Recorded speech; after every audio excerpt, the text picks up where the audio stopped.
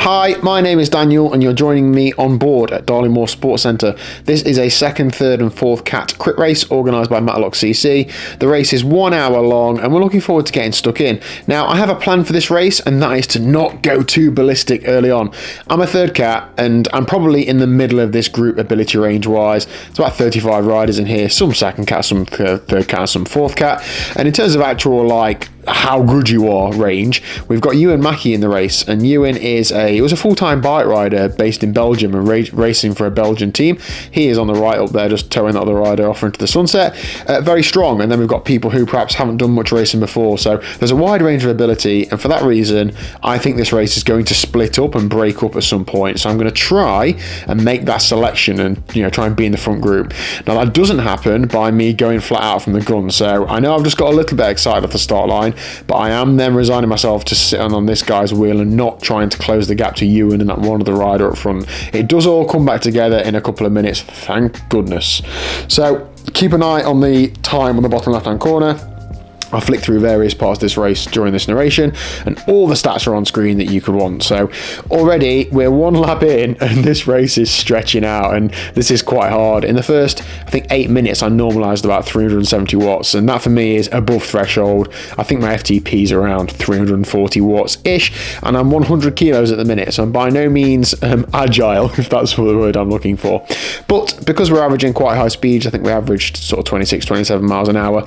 Generally, if you're in the bunch, then you should be able to hang on.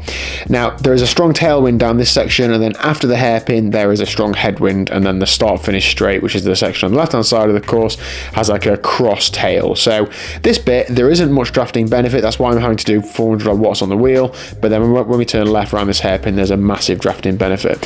All I'm doing at this point is just trying to surf the wheels and try and stay near the front, but not on the front, but it's taking a lot of energy to do this, and I am half thinking, what if I just sat at the back of the bunch? Would it be a bit easier? A few minutes on now, so this is only a lap and a half in. When it's eased up, now is the time to move up. When it's flat out, it's really hard to gain positions. When everybody sits up like this, you've got to just try and squeeze through closer to the front, in my opinion. You don't want to be on the front, but all those positions I've just gained gives me more sliding space. When there's a big attack, which there inevitably will be, and I'm not able to go with it, it gives me more space to slide back through the group before getting dropped, doesn't it? So here I'm just trying to slot into this headwind, get on a wheel, and I'm now what, 5th or 6th wheel, so that was pretty good.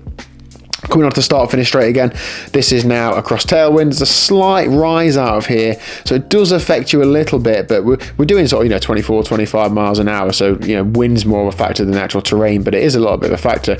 Now I'm right on the front here. This is not good positioning. If people attack from behind, like that, it's really hard for me to follow because I am on the front. I'm then just keeping an eye on, okay, everybody is now chasing that, so I'm just going to try and slot in, surge on, but I've gone from being on the front to what am I now, 20th wheel, and I've still had to put a big effort in to be there. So that's a bit silly, to be honest. I should have positioned myself better, but shoulda, woulda, coulda. You can't always predict when these attacks are going to come, so I'm still mid-pack there, so I'm not too upset about it. We've just had a super fast lap. This is Dan Smith on the left-hand side of me. You might know him as Bike Fit Dan, because that is his actual name. The race is split already, but thankfully it is coming back together. Now, my max heart rate is about 170, so I'm not far off of that, and we're 11 minutes in. This has been hard. We've already had the fastest lap of the race, and around 3 minutes at Darlingmoor on a windy day is a fast time. It's about 27.5 miles an hour, so that is fast, but it has then just come back together.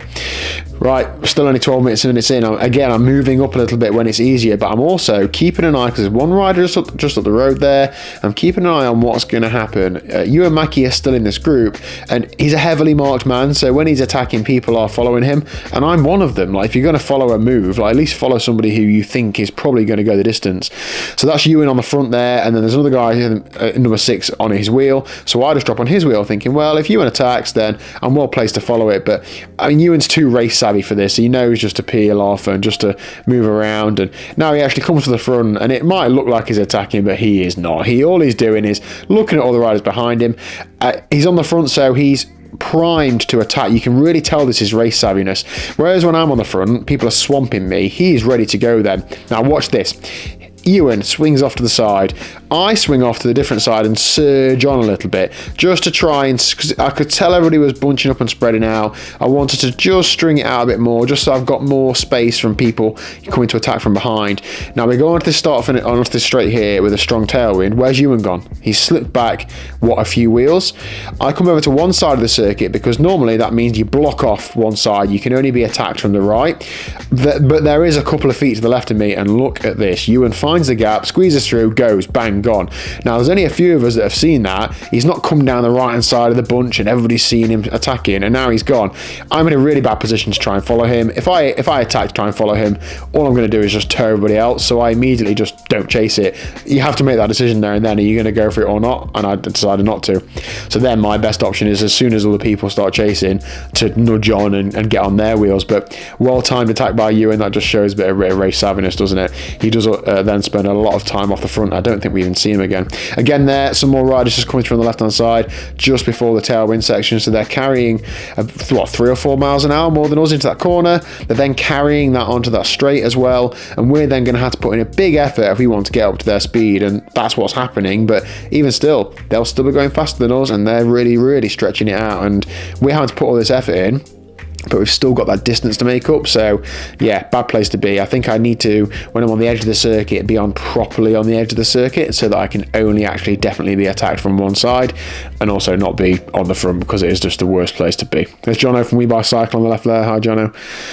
Right, so bunching up a bit into this hairpin. I don't like being here because you can't see what is happening. Now you can see just up the road there's a few riders just off the front, and it's really hard to actually see what's happening. So I'm just trying to surge forward into this hairpin, thinking if this is gonna be where it splits up, then again, as I said, I want to try and be on the right side of that split. But this has been hard. This has not been an easy ride up to yet. There are a few riders, see, they're just going around the hairpin. A few riders just stringing off the front. Ewan's one of them, and if there's a working group, like, they will get away. Whether they'll stay away is another question. If you've got a good working group behind, then, you know, we're only 20 minutes into a 1 hour race. It's a long way to go on a windy day without anybody to, you know, to work with, or many people to work with. So we're now 28 minutes in. There's one rider there who just attacked out of our group. The group has gone. There has been an attack, and there is a group up the road. We don't know exactly how many people. I don't know how many people are up there. But all I'm knowing now is if we keep messing around, we're never going to get back to them. So I'm attacking here. I'm kicking on hard, but I'm not properly trying to get away, I don't think. I'm already back down to 440 odd watts. This is like a good effort for me, but I don't think I'm trying to break away solo, because I know that I've not got the legs to ride across solo. If anything, I'm trying to draw out 1 or 2 riders, preferably 2, to then try and work with to bridge across to those riders who are out front. That was the sort of plan of that, and that sort of works. 2 riders here, pull, yeah, they've come out of that group behind. Because I've backed off a little bit, I've got a little bit of gas to kick on again and get on their wheel. I'm thinking, right, here we go then. 3 riders, let's go. Now, this seems to be the story of my life at the minute. I just can't quite get on the wheel.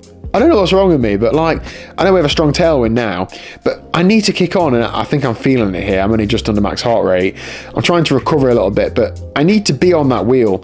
That rider in second wheel there actually like turns around and he's like, come on Dan, like, let's go. And then he actually sits up to drift back to me a little bit, to then tow me back up to the guy at the front. So here, look, he's deliberately sat up and let that wheel go to drop back to me to pull me to that front rider. Now, if he'd have pulled me back there and then we'd, you know, been away, I would have absolutely committed to this move and worked. So in terms of making a breakaway stronger, that is sensible. But unfortunately, I think that this actually causes us to get caught. That first rider there is off the front of us, and he's probably not working that hard. And because he dropped back to me, and then now he's towing me away a little bit, the bunch is almost on us. There's been an attack out of the bunch. There's 2 or 3 riders like coming across, but then the whole bunch is so close behind. I think if I'd have got on his wheel straight away and we'd have had another few seconds of that hairpin, we might have gone a bit further, but unfortunately that's my fault for not having the gas, but what can you do? We'll keep trying. 32 minutes in, and this is where the cracks do start to show with some people. Now I'm in good position here, and that rider that's attacking, Jacob, is a good rider, so I know he's a good rider. So when he's attacking, I'm like, right, and make the decision straight away. I'm going to kick, I'm going to try and get on his wheel. If there's somebody I want to go with, to try, you know, work with, try and get across to the break, you know, he's one of them. If you see a rider go and you think, nah, I don't think they've got it, well, there's no point in attacking to go with them. Whereas Jacob, I know, is a strong rider. Same old problem. Why can't I get on the wheel? It's just not easy. I think I mentally get within about 5 meters and then just give up and just hope that like the Zwift effect is going to get me to that back wheel, and obviously it doesn't. But we're carrying good speed here, and I'm also thinking, right, we have actually pulled a decent gap in a short space of time, so we don't need to go too ballistic too soon. There's only 2 of us, not 3. There's a one real tough windy section on this course, so I want to save a little bit for that. I roll past him and I say, come on then, let's keep rolling, and he says, yeah, I'll do what I can. Perfect, that's all you want, a little bit of commitment. Right, let's go and see what we can do. Now, I'm sat at about 300 watts here.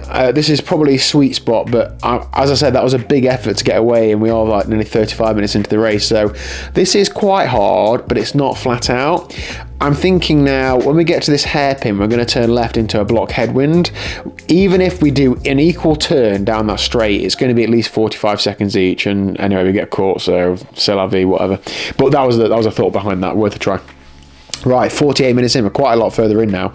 We've probably got 4 laps left in the race, so the break is well and truly gone. They've got like 30 seconds, so it's going to be difficult to get there. We didn't know how many people were away. Jono said he thought it was 10. It turns out there were actually 9, so we are actually racing for 1 point, but I don't think we're racing for any points. So, and because the wind's gone, I'm actually feeling really confident now. I don't feel super fresh, but I feel a lot better than I did the day before. If you watched that video, I got dropped. So I'm just now thinking, every chance I can, I'm going to try and attack and try and get away from this bunch, because I've got nothing to lose. So I'm better trying to get some experience, to get some training, and to just have a bit more fun, to be honest. So I've attacked here, and this one rider's come with me. Brilliant, good work. He's pulling strong. I'm doing 350 watts on the wheel, like, nice one, let's go. And again, I think, is this the one? Could we ride away from the group? Can we close 30 seconds? All that sort of stuff. But yeah, just good fun. Now, unfortunately, this one doesn't work either. We do get caught by our group behind, but again, that's just part of the fun of it, isn't it? Our group was about 15 riders, I think. So here we go. This is the bell lap. So we're coming up to 1 lap to go. Obviously, I'm going to attack at 1 lap to go into the tailwind section to try and get a little bit of a gap and see if I can stay away from this bunch. I've not really got any interest in contesting the sprint finish. If it was for the win, then maybe, if it played out right, but I'm not going to get involved in a bunch sprint for what we thought was like, 10th or something, or 11th. So whatever. That didn't work, got caught. This is now, what, about maybe 90 seconds before the finish. This is a block headwind section. Again, I'm just slipping up the side and just attacking whilst they're going easier. And I'm on the edge here. Like, I'm feeling tired. I'm an hour into this race, so this is everything I've got. And this is into a headwind section. This is all I've got, right? This is full gas. I looked behind me a couple of times. I think that showed a bit of weakness, and I was feeling weak, if I'm honest, and unfortunately the bunch do like catch me before the corner. I don't know how hard they had to work to catch me. I think all you have to do is have a couple of people surge through, and then you've reeled me back in. I know they've caught me. I sit up, and I've had a real good race. I've had good fun. I finished obviously in this chase group, and that was that. So well done if you took part, and look forward to getting stuck in another day.